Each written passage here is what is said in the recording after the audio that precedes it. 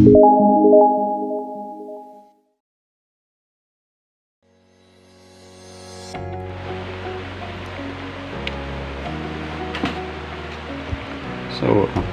hello, I will be demonstrating how you are going to sharpen your pencil producing the conical point. This is the drawing pencil, but I will be using the Mongol to illustrate how you are going to sharpen. So approximate from the end of the pencil, estimate 1 1/2, then slowly remove the wood.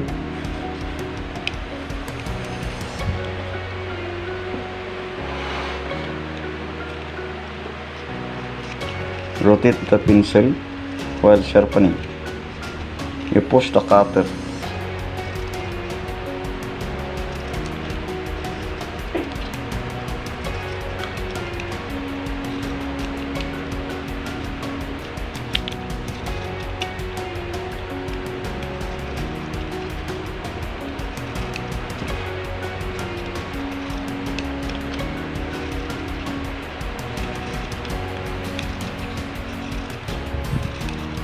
Slowly, do not rush.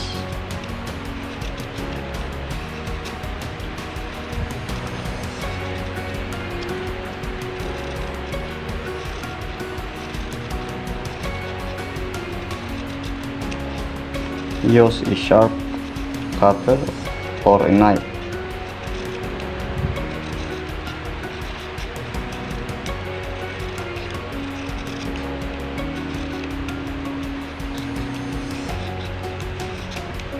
So expose 3/8, approximate 3/8.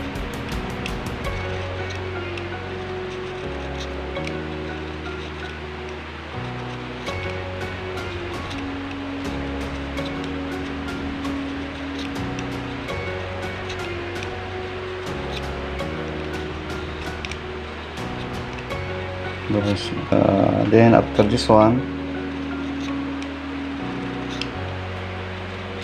you are going to rotate it on some paper. So slowly. Okay. Do not rub, but slowly rotate it like this.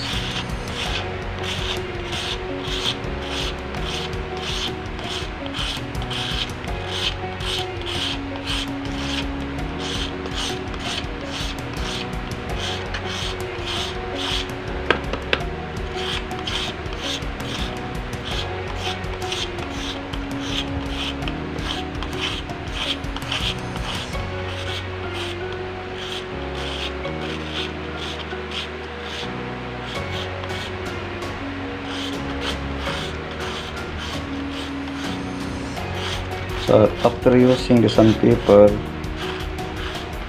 use a piece of paper.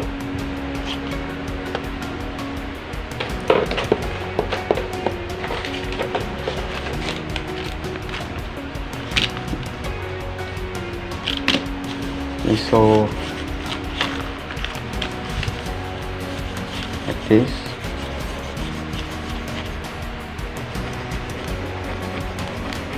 To form a small pencil point, use a piece of paper. You try to rotate it like this.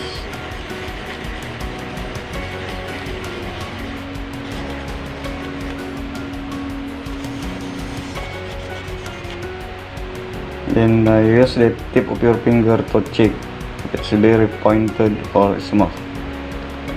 The pencil point should be like the end of the ball pen.